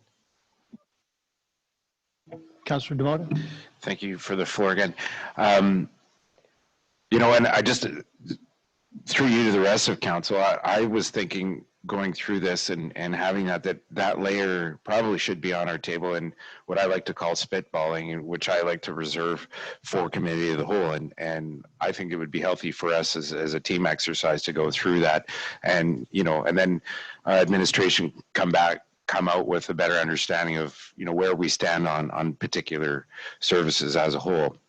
And I think it's just a lot of those things that we have to iron out collectively before I think we embark on a color coding system as a direction for administration. So if I'm looking forward to that aspect of working on this as a council. Councillor Chernow. Thank you. I want to appreciate and acknowledge the work that's gone into this, because there is a lot of work. And I would hope that it's not just for council. I hope that the tool works for administration as well, because there's a lot of work, and it's going to be incumbent on council to use it, because you know, sure, in first year might be difficult because of COVID, but I appreciate the work that's gone into it. I acknowledge the suggestions that the mayor has put in to increase the value of the tool, but it's going to be incumbent on council to use this, and hopefully we can work cooperatively so that it's also useful for administration, not just for council. Thank you. Councillor Butler.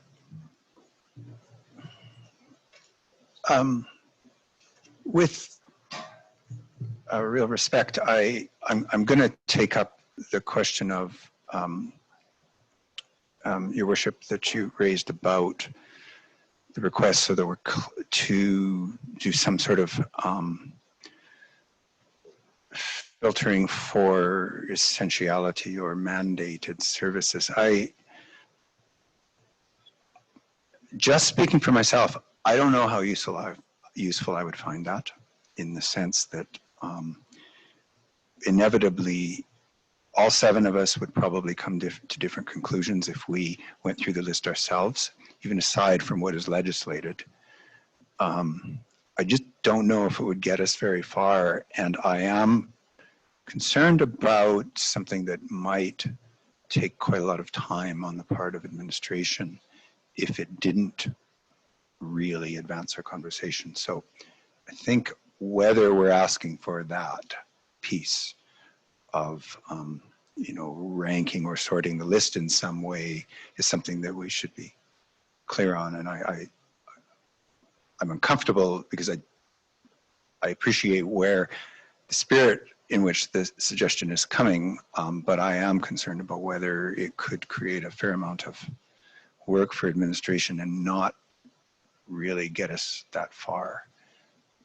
And so I guess in a sense, I'm throwing that ball back to you, Mayor Ireland. I wonder how you're feeling about that.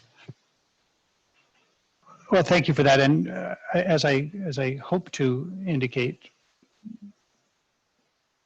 my position was comments for consideration. And if you come back and agree with Councillor Butler that that's way too much work for the expected result, that's fine.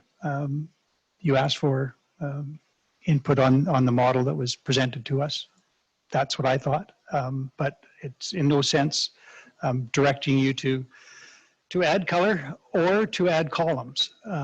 But when we come back to this discussion next week or whatever, that's the way I'm thinking now, and gives you a fair opportunity to think about a response before any work is done. I'm not suggesting that you do anything yet, but be aware that that's how I thought the document might be improved. Not that it's not good now. So fair enough. Yeah, fair enough. Thank you. So that will come back at some point. May not be next week because you have lots to do. If I may, Your Worship, I think even if it returns as is, I think it would be important that it comes back next week and allow council the opportunity to think about it some more. And I would suggest that Mrs. Malachek and I will do the same. Understood the whole purpose of this is to try to get a bit more focus and overall decrease the amount of work that goes behind the budget preparations. Mind you, over the course of last week sometime, it felt like more work for a while there, but now we have a bit of a model that we can work with. So that is a good step forward, and it's good food for thought, and we will consider it by Friday. We have to have a new report and perhaps a few changes, but if not, it can come back as is, and I would suggest that council can count on seeing this back next week, even if it's in the same format. Anything else then for today? All right, thank you for that. Which takes us to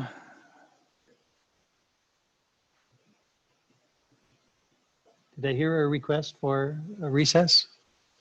All right, let's just say because we are short of time, a 5-minute recess, so we'll reconvene at 3:20.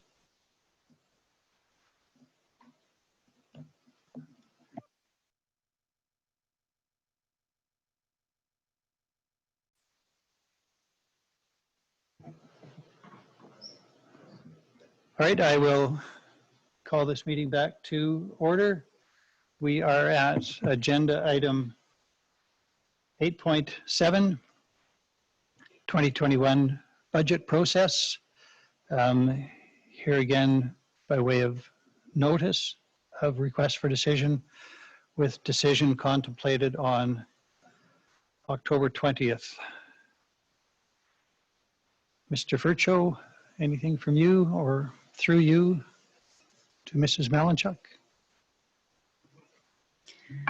Thank you, Your Worship. So yes, this is coming back as there has been discussions around this in prior meetings, but coming back as notice for decision on October 20th. And the recommendation being that council set a percentage or dollar budget increase, decrease from the 2020 or the 2019 budget year for the 2021 operating year, and that council determine a date for the final decision on the 2021 operating budget.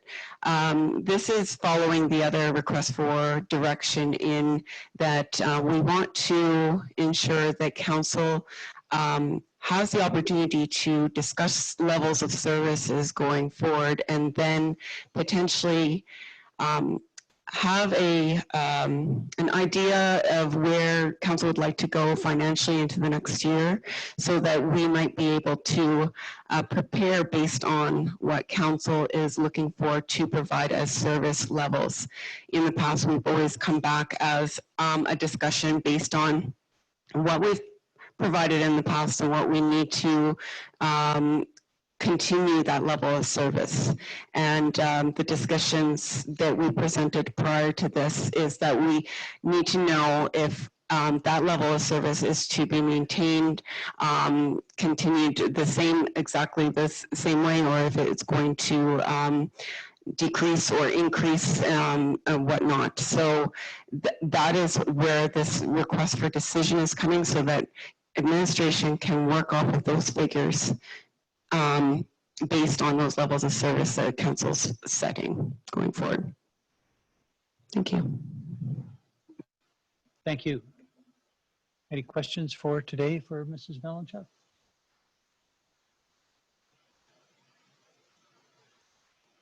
Councillor Butler? So thank you. My question is procedural more than a question for Mrs. Malinchuk. I certainly understand the RFD.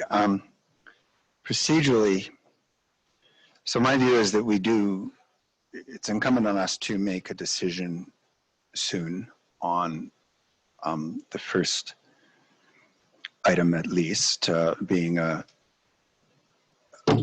budget allocation amount. I spoke 2 weeks ago and put forward the idea that, or the view that a tax allocation for 2021 in the realm of the tax allocation for 2019 might be appropriate, at least as a starting point for conversation. So my question procedurally would be, if we were to make a decision on the 20th, then we need notice today. Does the notice need to be in the form of a notice of motion? Or are we adequately serving notice that we intend to discuss next week and make a decision the following week? Or would we need a motion today? And the reason I'm asking is I'd be prepared to make the motion as long as it was on the understanding that it was really for purposes of discussion. But if we don't need a motion on the table today, then we can come back to this.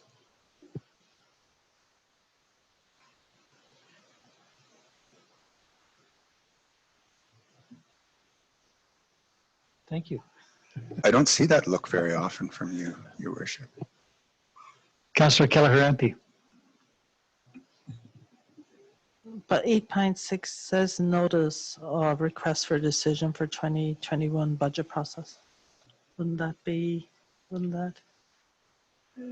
It does say notice, but it's notice of a subject rather Okay. than The actual a motion. of Right? amount, There's nothing amount, yes, okay. distinct. And so the question is, how much detail is required to be in the notice? So the notice is that we are requested to make a decision regarding the budget on October 20th. But there is no notice of what that decision might be. So it's hard for anyone to opine when all they really know is that that's the date we have set to make a decision. That's your point. It is, and if I may, it's not only, I guess I said this was procedural, but it's more than that, because it's a really important decision, and I've stated many times that I think that we should make that decision sooner rather than later. I think the community wants to know.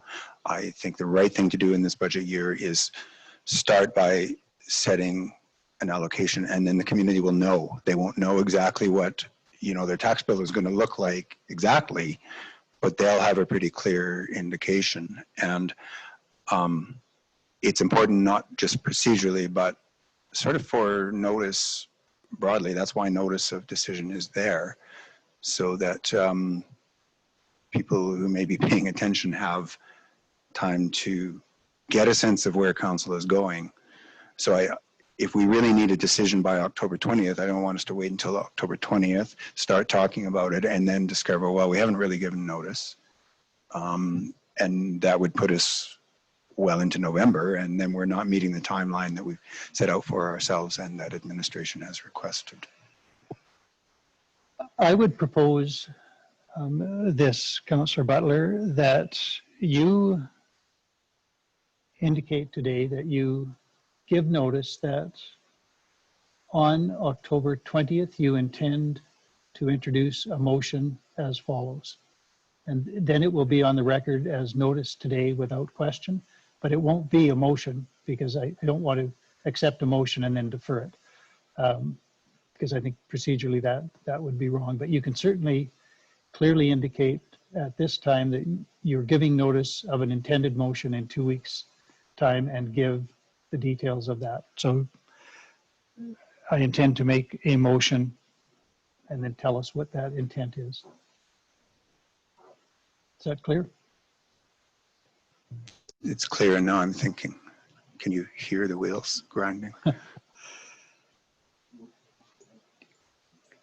I'm sorry, Mr. Furcho. Your Worship, if I could, like, in administration's intent by this is that we sort of work with some degree of coordination between council and administration on what that projected number might be. So rather than administration assembling a budget over the course of months, presenting it to the public, going through the winter with some number that is not even close to what council might be thinking, then we end up with that exchange later in the spring. And this way it preempts that by sort of getting a sense from council. And so I don't know that I want to confuse this by saying, if you set a number in 2 weeks, that number is written in granite. That it's more, I'd like to call it that there's some target that we're working towards as an administration, that we then go through this exercise with this document on service levels, and then we go through the public discussions. And I still think there's a lot of room for movement, but at least we're all in the same ballpark versus maybe completely on different pages, where in the past we have been quite far apart.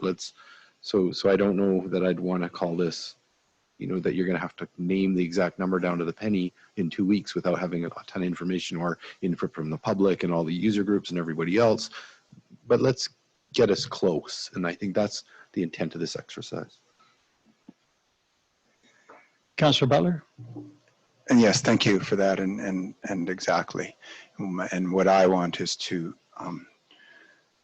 that we collectively move toward that decision. Of course, the number really isn't the number until we pass the budget.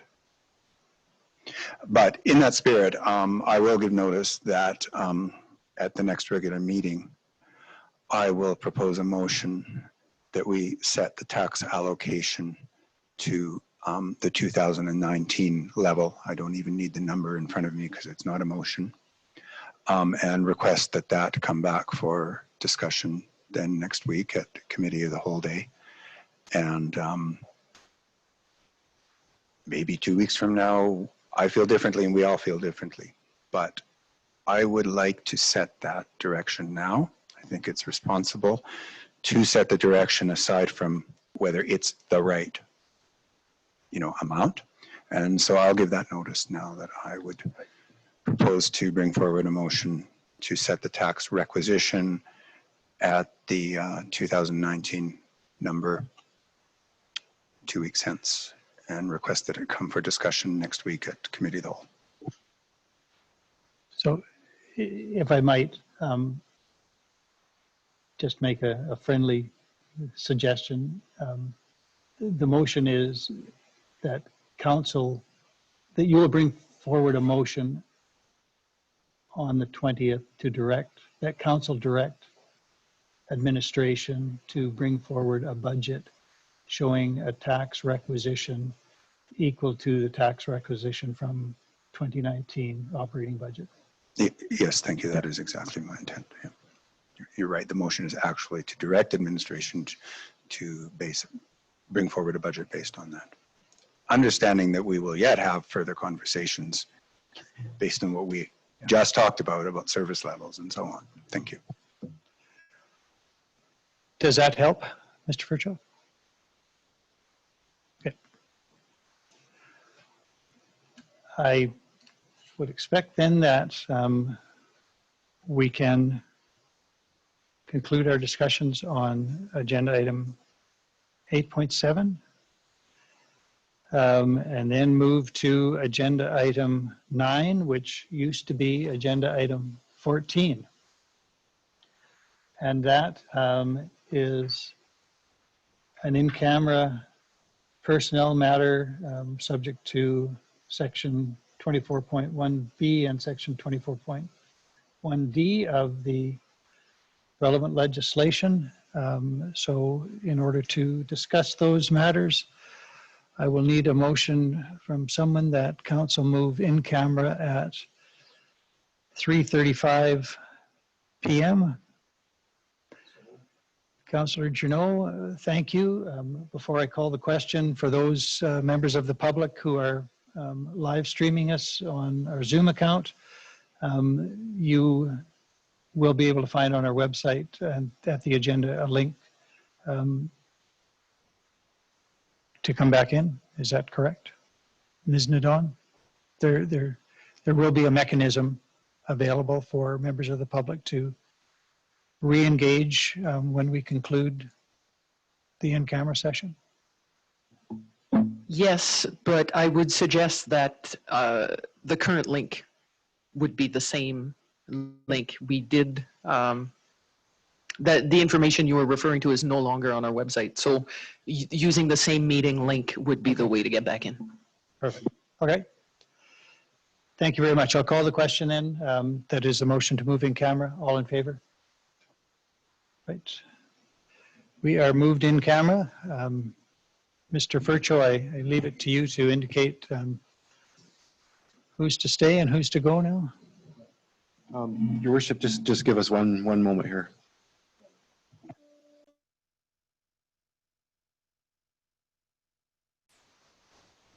Public session, although I don't know whether the public knows it. And I'm thinking that perhaps Mr. Jackson is a member of the public, trying to find out what we're doing with his request.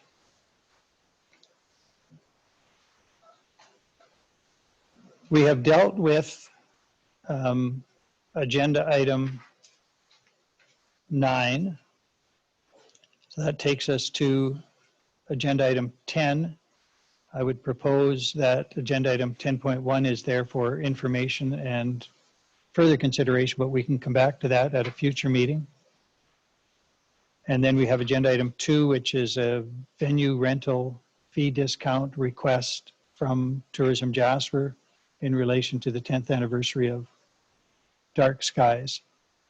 And I take it that it is a policy issue that confronts administration. So they've received the request, but it's beyond their pay grade, essentially, that it's something that by policy has to come to council. Is that correct? That's correct, Your Worship. So any of these items up to $2,500, but it's the Culture and Rec Committee.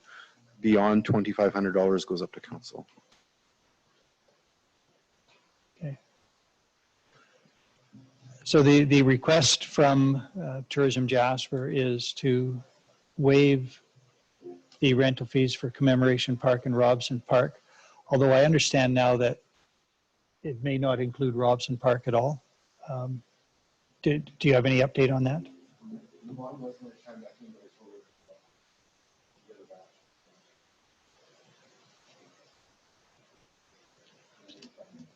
Councillor McGrath? Mayor Ireland, do we need a motion to waive notice to make a motion here today? May I make that motion, please? Consider that made. Any debate on that motion, a motion to waive notice? All in favor? There are none opposed. That's carried.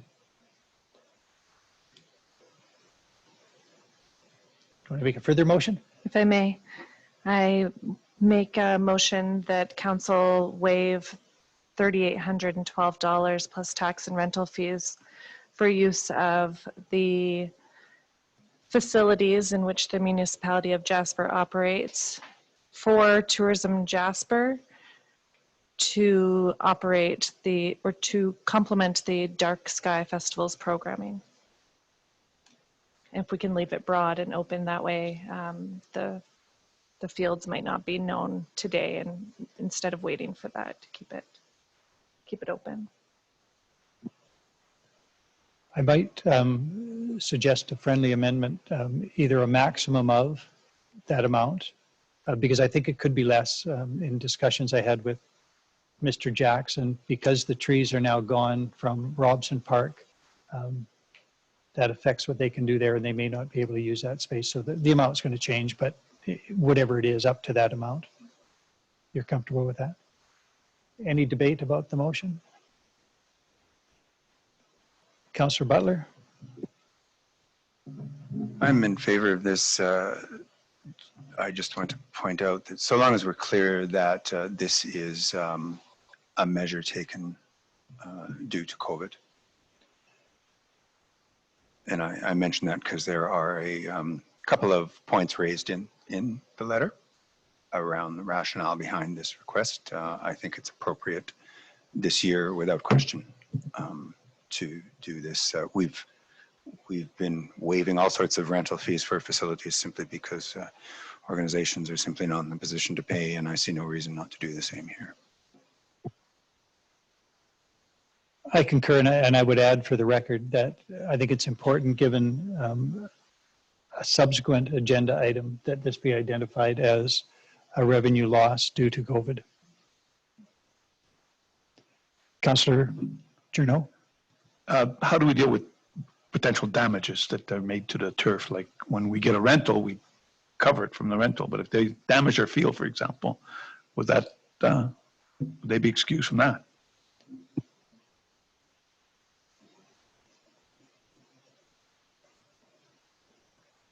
Yeah, unfortunately, the Culture and Rec Director isn't here, but I believe we take a damage deposit typically. But in this case, with the fees being waived, like I can't answer that 100% on this case. I don't want to be seen to be opposing the waiving of the fee in any way, just want to protect the assets of the municipality, but I do support due to COVID. And on that point, just if I can just address that, I would anticipate that even though we waive the fee, they still sign a rental contract. It's just that it's a rental contract for zero amount, and they would still have liabilities under that. Councillor Demoda? Yeah, I was just going to suggest we could waive the fees, excluding the deposit that we normally take for damage. And then they'd get that back anyway. But if that could get worked into the contract with the waiver, I don't care either way. It's just, it's a matter of protecting the community's assets, that's all. Councillor Keller-Rampe. Most festival events have insurance, so if something was to happen in the field, I am sure Tourism Jasper will have insurance for their event to cover that.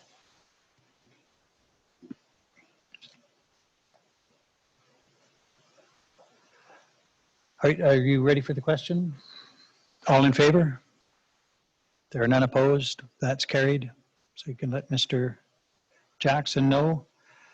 With respect to agenda item 10.2 and 10.3, we dealt with the compost, the proposal to suspend compost collection. So those letter writers can be assured that their correspondence was considered by council in the context of that discussion, which will return to us in future weeks. And I am going to propose, given the time that we are now at, and we agreed to, I'm sorry, Councillor Butler? I apologize. Did I drop off for 5 seconds? What happened to item 10.1? We agreed that that would come forward again at a future meeting. Can we direct that that come forward? I don't even care how, next week. Next week? Okay, very good. Certainly. Thank you. And Yeah, exactly. That would be perfect. Thank you. there are a number of matters that we have not yet addressed, and I would propose that all of those perhaps come back on, well, initially at the next committee of the whole.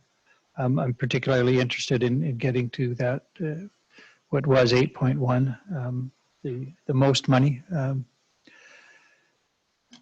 But we're out of time to do that now. So anything that has not been addressed that was on today's agenda, can we agree that all of that comes back at the committee of the whole for next week, and then we will reassign it at that time? Yes. All right. With that then, I would propose that we adjourn so we can get prepared for our next event. Councillor Butler, motion to adjourn at 4:44 p.m. All in favor? That is carried. What timing?